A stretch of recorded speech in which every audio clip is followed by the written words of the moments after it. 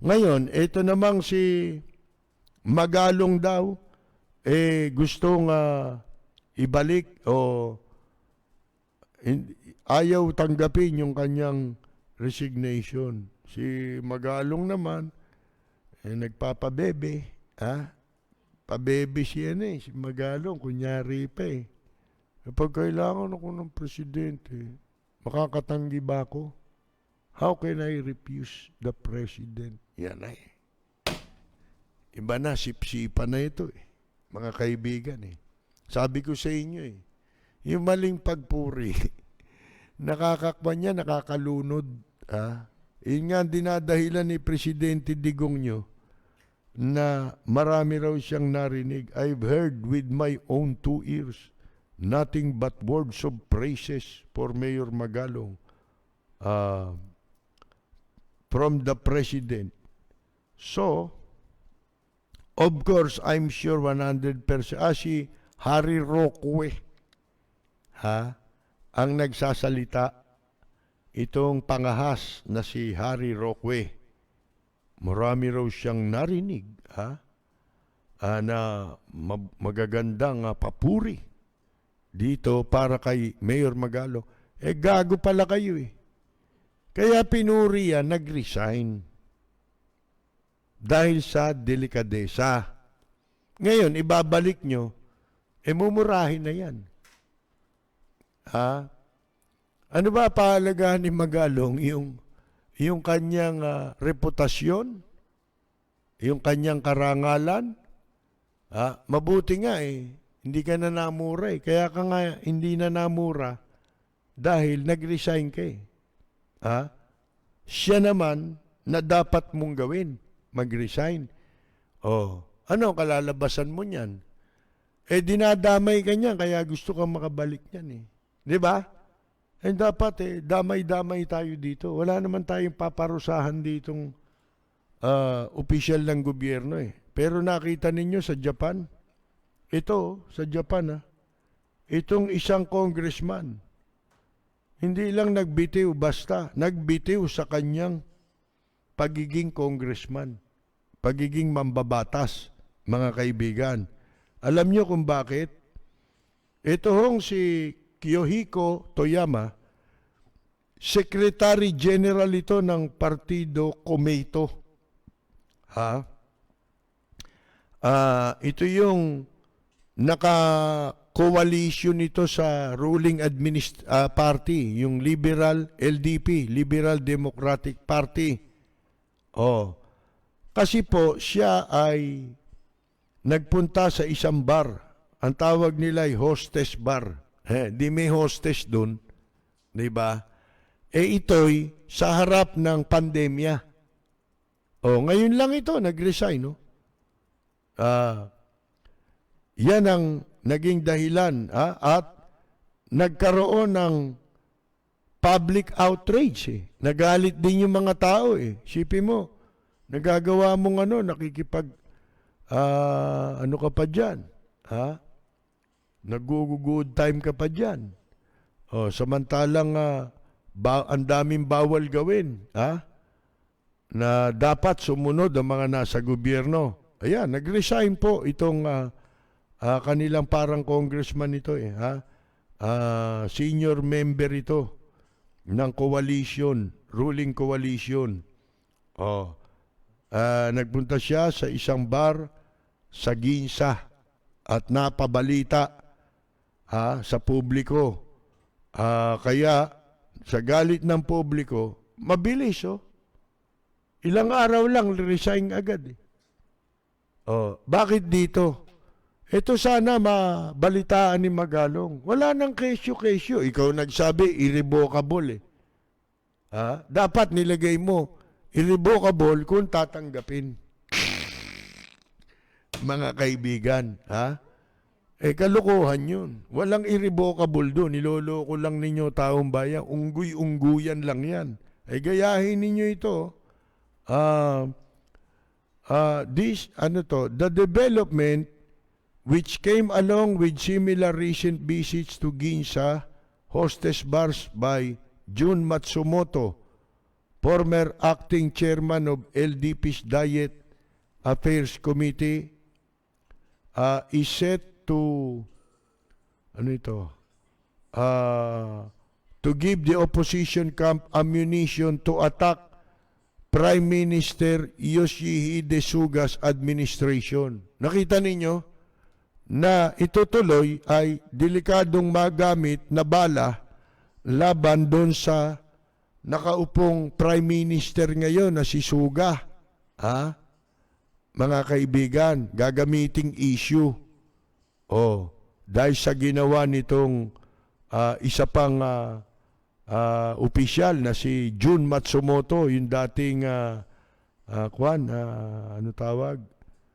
chairman ng partido ni Prime Minister Suga. Si Matsumoto at dalawa pang mambabatas na sinamahan siya sa bar, Takasaki Otsuka, isang executive of the Lower House Steering Committee, and Senior Vice Education Minister Taido Tanose have offered to leave the LDP over the matter. Yung dalawa naman, na ganun din ang ginawa, mga kaibigan, nag-resign na rin sa kanilang partido. Para hindi mapahamak yung iba. Yan ang sinasabi natin Hindi lang alam nitong si Presidente Digongyo, marami dyan, mga lihim mong kaaway. Yan ang totoo mong lihim na kaaway. Yan ang masakit Lihim na kaaway, pero nakikinabang sa'yo. Lahat ng ikagagalit ng taong bayan, yun ang ginagawa nila di kaaway mo yan. Maliban na nga lang, talagang yun ang programa nyo. Mag-divide and rule kayo. Di ba? Gusto nyo lagi galitin ng mamamayan para ma-maintain yung tinatawag na divide and rule. Divided ang Pilipino. Ayaw nyo magkaisa ang mga Pilipino. Tawag dyan, divisive administration yan. Divisive leader yan. Si Tanose ay sinibak ni Suga nung Prime Minister mula sa pagiging Senior Vice Minister. Pagkatapos na i-criticize ng kanyang pagpunta sa bar bilang inappropriate. Kita ninyo? Yung propriety, di ba? Mahalaga yan yung propriety, mga kaibigan. Nasaan ang propriety nung nangyari sa Baguio? Sipin mo, 1,500 pesos lang. Ilang violation yun? Napakaraming violation nun. Pag binilang mo, social distancing, walang face mask, walang face shield, mga kaibigan. Ilan yun? 3 yun. Baka meron pang iba.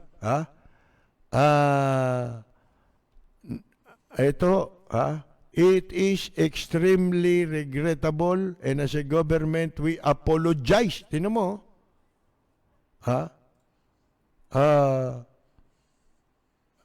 Yung gobyerno humihingi ng paumanhin sa mga mamamayan.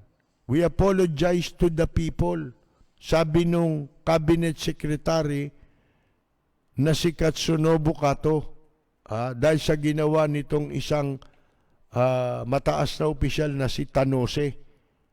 Otsuka, ito'y dalawa nauna ito na nagpunta sa bar kaysa doon sa isa si Otsuka at saka itong Tanose, nagpasyang magbitiw sa kanilang pwesto sa sa kanilang Congress, yung Diet, yun ang tawag nila ron Diet, yun yung Congress and the government, at sa gobyerno, respectively. Although the 3 scandal-tainted politicians will all remain as lawmakers. Mga kaibigan, mananatili silang mambabatas.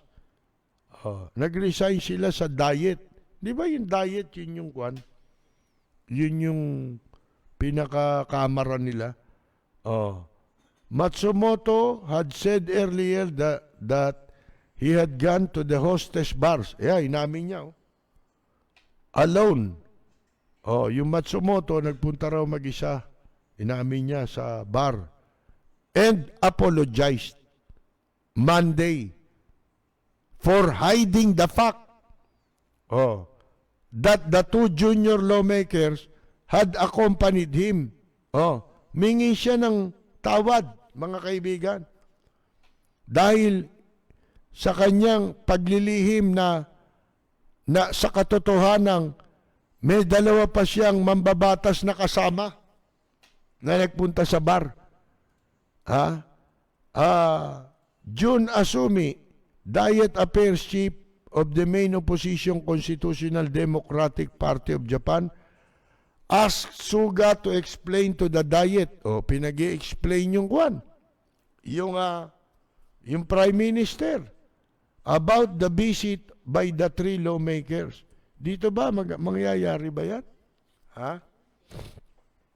Yung iba nga huli na sa akto, tsumutsuk-tsak mga kaibigan mga mga opisyal ng gobyerno. Ito'y paglabag sa protocol ito ang katumbas nito. Toyama has also drawn fire after it was recently learned that he used political funds. Gumamit pa pala ng political funds ito para bayaran yung 110,000 cost of visits to nightlife establishments. Magkano yun? Mga more than 50,000 pesos yun. Including Kiabakura hostess bars in the Kyushu region. Layo no sa Kyushu by his state-paid secretary and himself in 2019. Ayun, 2019 naman nangyari yun. Walang pandemic pero gumamit siya ng political funds. The former senior vice finance minister was elected in the Kyushu constituency. The expenses for the visits to the bars where hostesses typically engage in more intimate contact with guests. Siyempre, ka-table mo yun, intimate, di ba? Alam pa ninyo mga Hapon, nako, lintik yan pag nakainom na yan at kargado na yan, nangihipo yan Bali wala naman sa Hapon yun, yung mahipuan sila, yung mga Haponesa. Igaganti lang sa iyo nun yung palo, parang sampal, ganon. Pero ito, official to, paano mo sasampalin to, di ba? Pero nangihipo rin yan. Mga kaibigan. Si Toyama po ay humingi ng tawad. Ang sabi niya sa mga reporter, I have deeply hurt public trust. Sipin ninyo yan, mga kaibigan. Ano raw, yung tiwala ng taong bayan nasaktan niya, dahil sa politika. By my inappropriate behavior. Sipin mo yun, umaamin, and the scandal involving my fund management body. Mga kaibigan, our party, sabi nitong leader ng kanilang partido, timo lahat damay, lahat damay mga kaibigan Natsuo Yamaguchi also apologized for causing strong political distrust. Sipin ninyo, very sensitive sila, no? Our party will work as one to restore trust. Sisikapin daw nila na maibalik yung tiwala sa kanila ng publiko. Ano pa ba sinasabi rito? he does not intend to run, ito raw si Toyama, hindi na raw muling tatakbo pa dahil sa matinding kahihiyan. Yan po gusto namin sana mabasa ni ano yan, ni itong si Mayor Magalong. Hindi yung nag-resign ka tapos nag-uutuan lang pala kayo, babalik ka rin, tatanggapin mo rin, abay, ano yun? Ano tawag mo ron?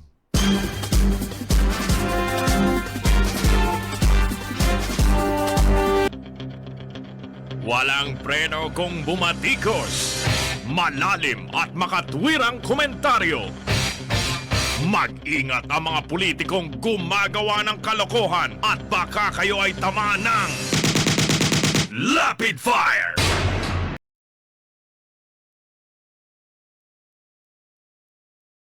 Kita ninyo.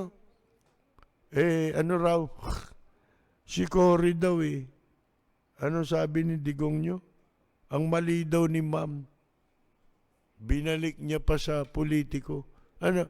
Ibig sabihin nun, alam nyo? Yun yung pang-akit niya sa mga militar Ito yan parang nag-usap na yan Maniwala kayo sa akin. Hindi man tayo nakatanghod sa tabi nila nung nag-uusap sila, pero parang ganun ang ibig sabihin nun. Reading between the lines, ika nga. Nagkaroon na yan ng kasunduan Yang militar tsaka si Digong nyo. Para hindi siya mapatalsik sa pwesto. Mga kaibigan. Ang panloloko niyan ganito. Huwag niyo kong pabayaan Kahit anong mangyari. Kahit mag-people power.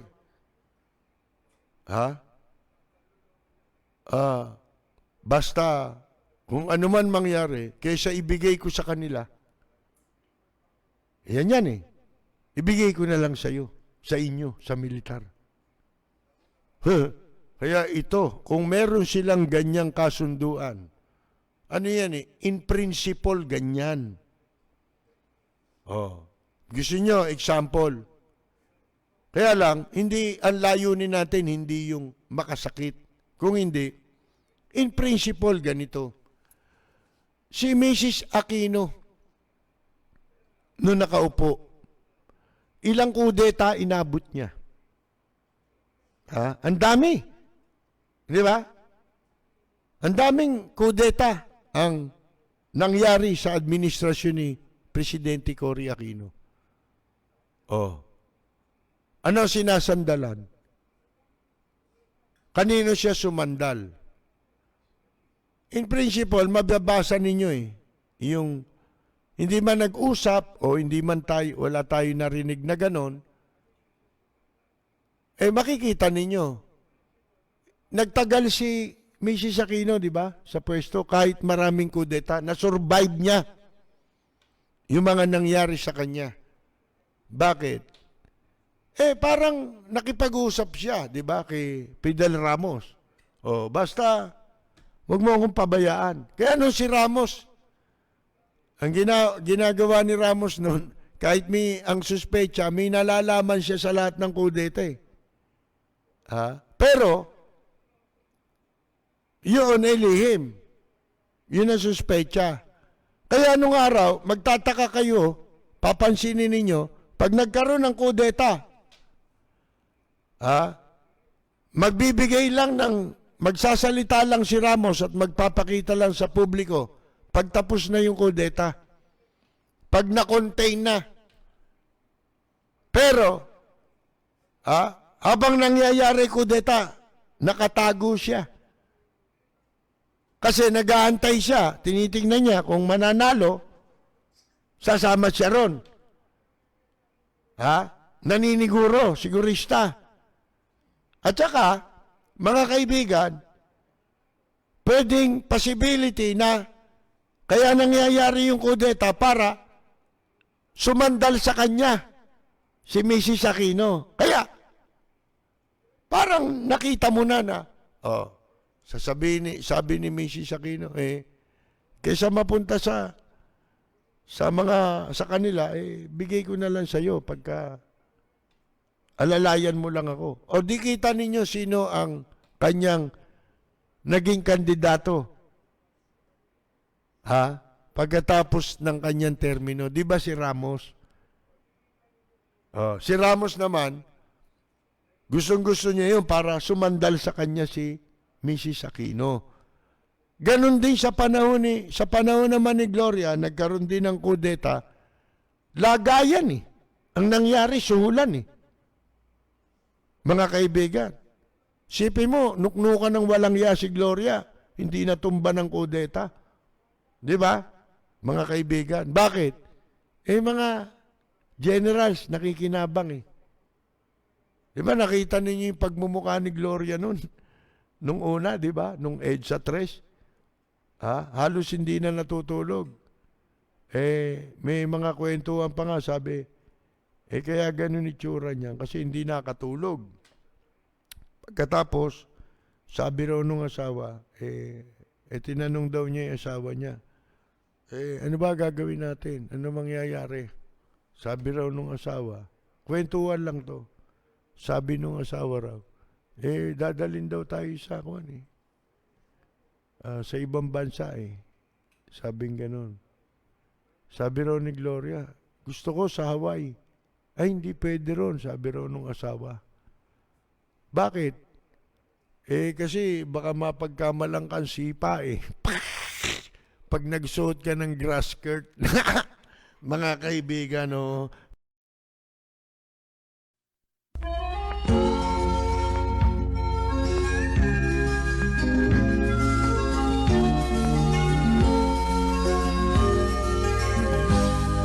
Sa bayan ko ay isa ang dahil, dito'y wala ang pagkukunwari. Hindi padagaig, sadyang kilala sa daigdig, may pagkakaisa sa bawat nais. magandang yumaga, hari, pangahas, mantika, Rockwell.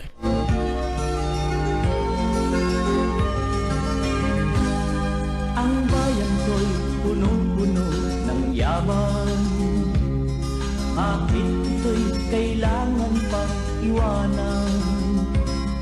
Hindi nga ba't anong sarap mabuhay ng buong ganap sa bayan mo?